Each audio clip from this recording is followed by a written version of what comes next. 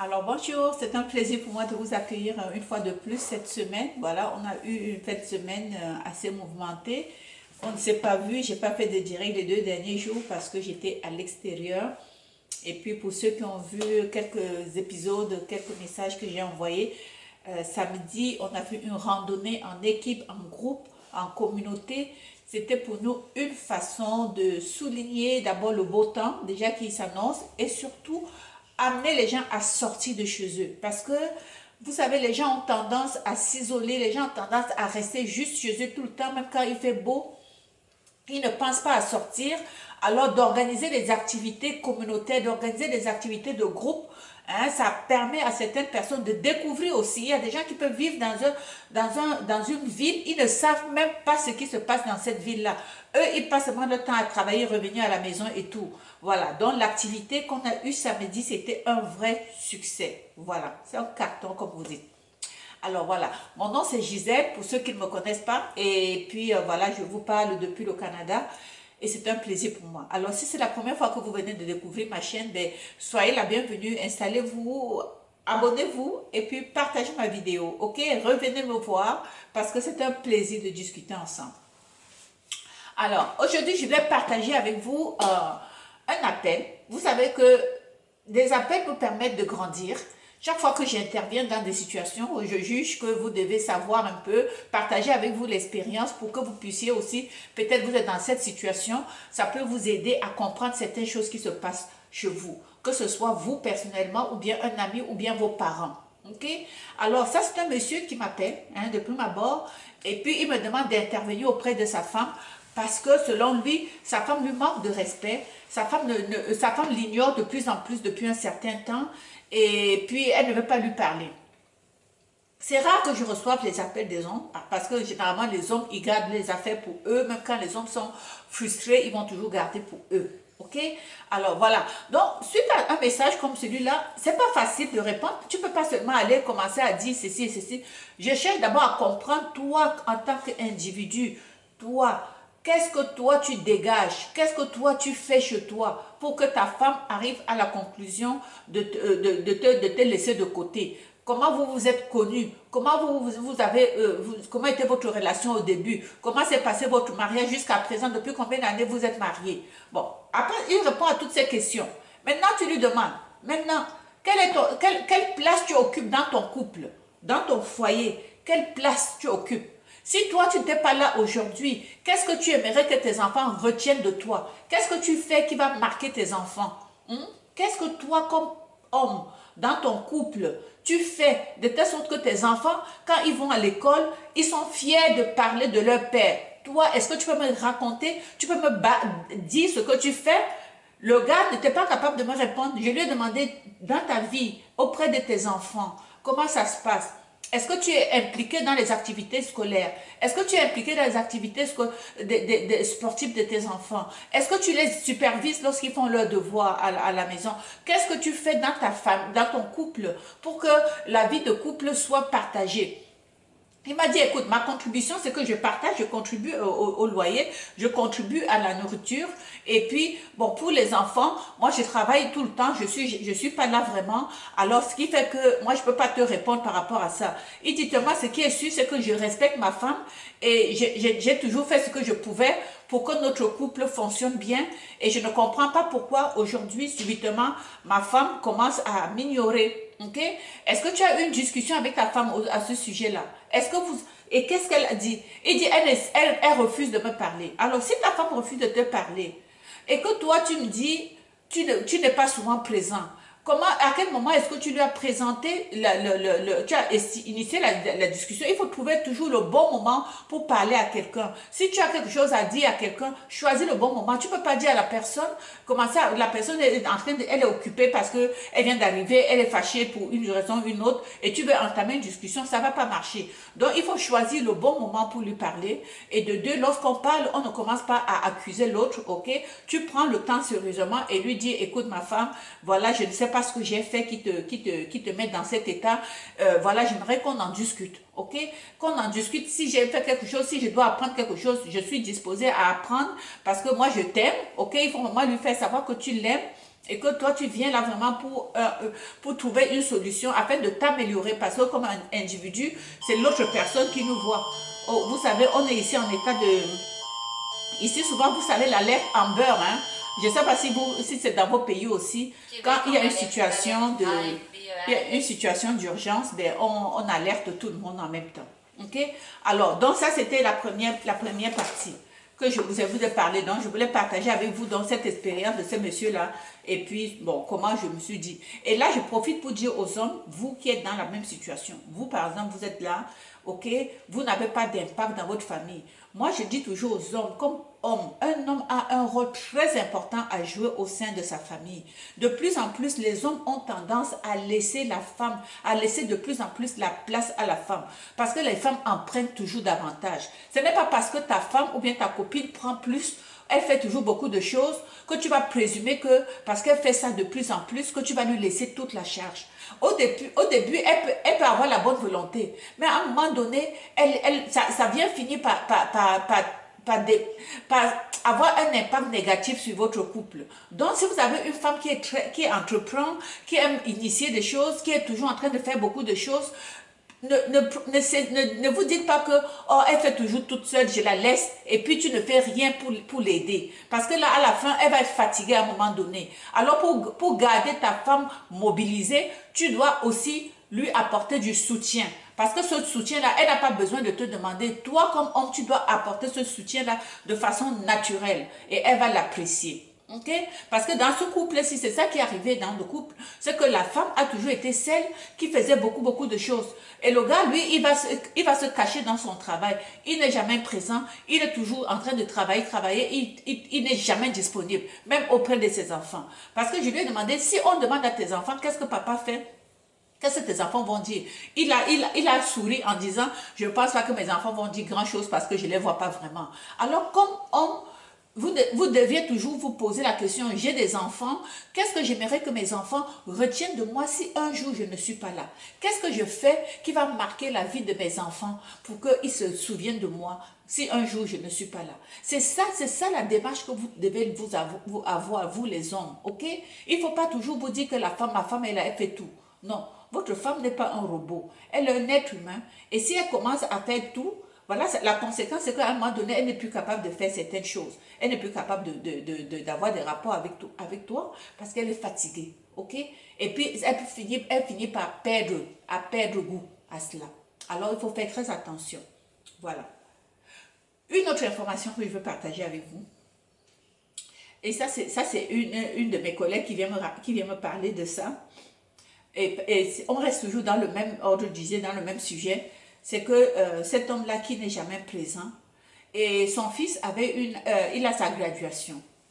Et même à la graduation, vous savez la graduation, les enfants quand ils vont à l'école, que ce soit la terminale, vous êtes vous devez terminer un cycle scolaire et puis il y a la cérémonie de graduation, c'est une cérémonie qui permet donc de souligner le beau travail que les étudiants ont accompli tout au long de l'année et chaque enfant aimerait à cette occasion que le papa soit présent ou bien que les parents soient présents. Alors, ce papa qui n'est jamais présent, il n'est jamais là. Alors son fils qui est rendu déjà, il a 17 ans. Alors c'est sa graduation, il demande à son papa, est-ce que tu vas être présent à ma graduation? Le papa dit, je ne pense pas, je travaille. Le fils dit, mais papa, c'est ma graduation, je ne ferai plus une deuxième graduation. Et son papa ne comprend pas le message, oh mon Dieu, mon fil là, je vous dis, je suis désolée, hein, je vais sortir mon fil là, ça me dérange beaucoup. Parce que je suis obligée de cacher comme ça pour que ça sorte bien là, mais j'ai l'impression que mon fil, ce n'est pas la bonne chose. Ce n'est pas la bonne option. Alors, dans son cas, alors le fils a dit, mais papa, c'est ma graduation. Comment tu ne seras pas présent? Son père dit, mais c'est la graduation, mais on va toujours continuer à vivre. Est-ce que la vie s'arrête à la graduation? Est-ce que ça c'est une réponse d'un père?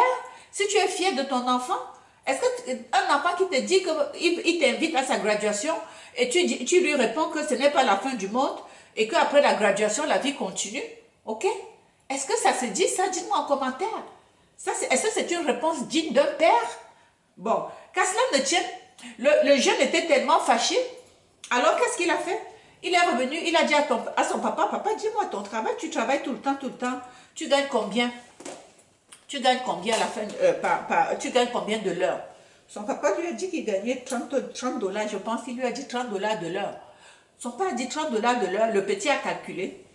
Il a dit, moi, ma graduation, ça va durer à peu près 4 heures.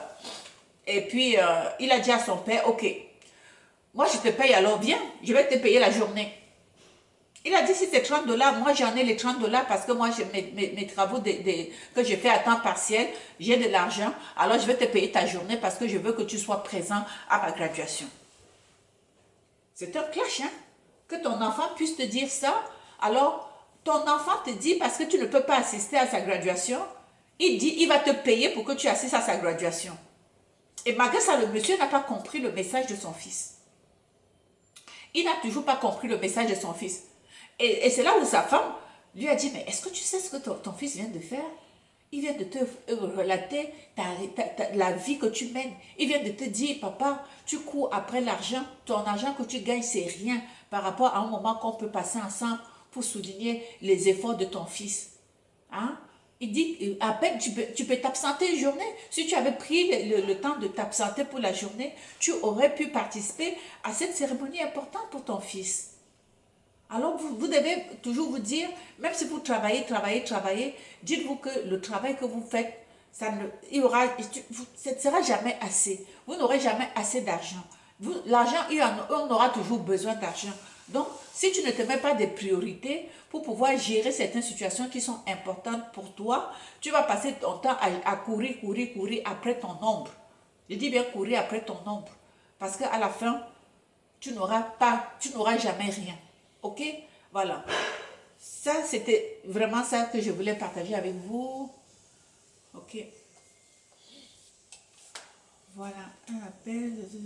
Ok. Une autre information. Aujourd'hui, on est vraiment, parce qu'on n'a pas fait de vidéo depuis, je vous donne quand même des éléments d'information comme ça. Allô, Jean-Paul, Miss Siou, bonjour. Bonjour, Sandra Massengo. Kelina, Brigitte, bonjour. J'ai appris aujourd'hui aussi aux nouvelles que quoi? Quand vous allez dans les toilettes publiques, il y a des toilettes publiques qui ont des caméras. Les toilettes publiques ont des caméras.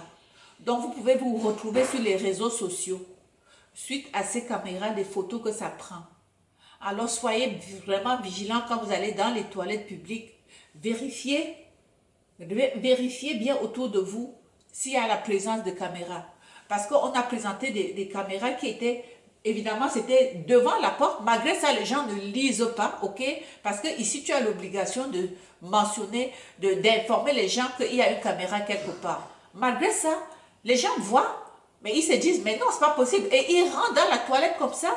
Ils ne font pas de précautions et ils sont filmés. Vous êtes filmés quand vous allez aux toilettes, dans les toilettes publiques. Ici, il y a des régions, des magasins ici, dans les centres commerciaux, ici à Montréal, où les gens sont filmés quand ils vont aux toilettes. Salut, salut.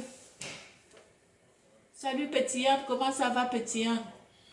Donc, faites attention, les toilettes publiques, quand vous allez dans les toilettes publiques, il y a des caméras, je ne sais même plus, je pense que j'avais pris la vidéo en question pour que vous écoutez vraiment je ne sais même plus dans quel secteur qu'ils avaient mis des caméras, mais je me dis, c'est grave. Moi, je ne savais pas qu'il y a des caméras dans les toilettes. Honnêtement, je ne savais pas. Je ne savais pas, moi. Alors, il faut faire attention. Bon, comme je n'ai même pas préparé ça, ce que ça fait souvent, c'est que ça commence et puis ça arrête. Alors, petit, toi, tu viens d'arriver, tu n'étais pas là depuis le début. Je me suis excusée de n'avoir pas été là depuis toute la fin de semaine. Et puis, voilà. Et j'ai plutôt partagé certains appels que j'ai eus.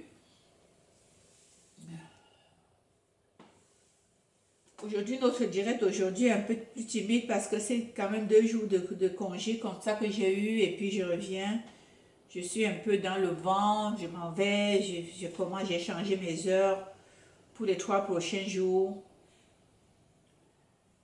Et je regarde ici, communautaire.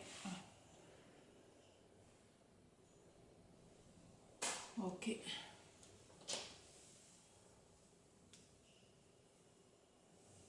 Bon, c'est ça.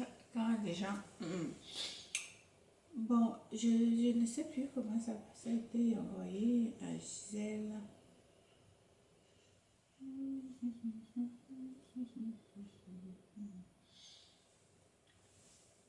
Big Shot. Allô.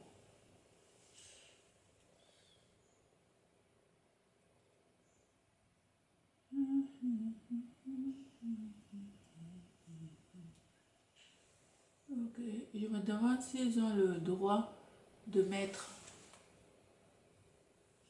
dans les toilettes. Voilà ce que j'ai trouvé. Oui, oui, pétillante.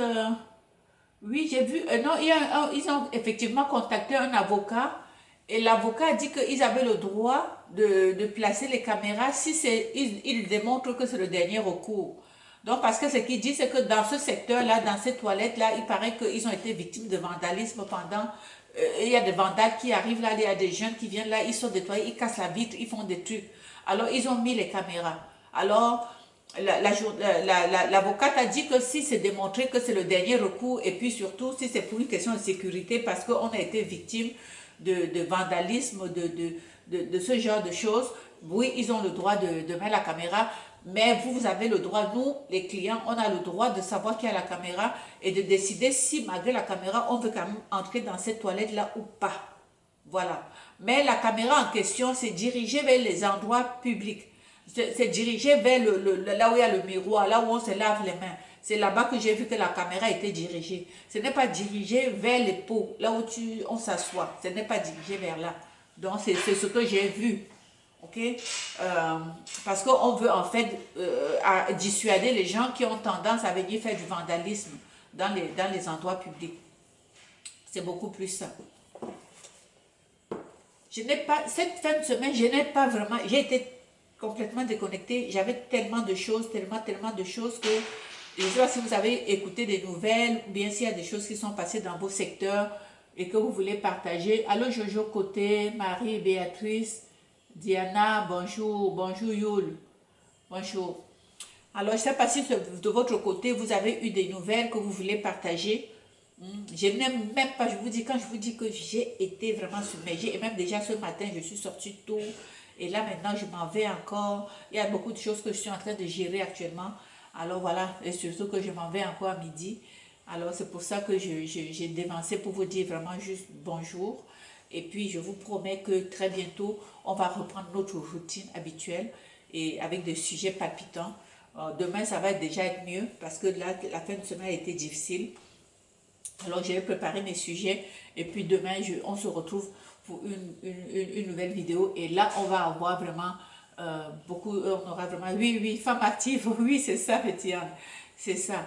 Donc, demain, on va avoir, je vous promets, on va repartir sur le bon volume. Et voilà, donc je suis en train de gérer beaucoup de choses en ce moment. Et puis, mais après ça, on va reprendre. Voilà. Donc aujourd'hui, c'était vraiment juste pour vous dire coucou et puis surtout vous dire que je ne vous ai pas oublié. Parce que quand vous faites les directs, quand vous marquez 2 ou 3 jours sans le faire, c'est comme si quelque chose vous manque. C'est comme ça, moi je me suis sentie comme, oh, c'est comme si je n'ai pas rempli un devoir. Parce que quand tu prends un engagement, il faut respecter ton engagement. Et puis, juste de décider de faire tes directs tous les jours, c'est un engagement. Les gens ne peuvent même pas s'imaginer juste à quel point c'est un engagement sérieux. Quand on est nous qui le faisons, on se sent coupable de n'avoir pas fait. Vous qui êtes à la maison, vous vous dites, oh, elle n'a pas fait aujourd'hui, c'est correct. Mais nous, on se sent mal. Ok, c'est comme ça. Moi, personnellement, j'adore préparer mes sujets et puis partager avec vous et puis recevoir vos commentaires. Mais j'aimerais vraiment beaucoup qu'on passe au verbatim, que les gens parlent plutôt au téléphone. Comme ça va éviter. On va se parler vraiment que de toujours juste lire les messages. Déjà que j'ai la difficulté à me pencher tout le temps, à lire un peu les messages. Parce qu'avec le fond d'écran, ça fait en sorte que le message n'est pas souvent bien lisible. Voilà. Là, il va être midi dans 5 minutes. On peut continuer jusqu'à 13 heures en fait. Hein, parce que jusqu'à 13 heures, c'est correct. Comme ça me donne quelques minutes pour manger. Et puis après ça, je file. Je file comme on dit. Mais, je voulais quand même revenir. J'aime toujours revenir pour ceux qui sont en train d'arriver. OK?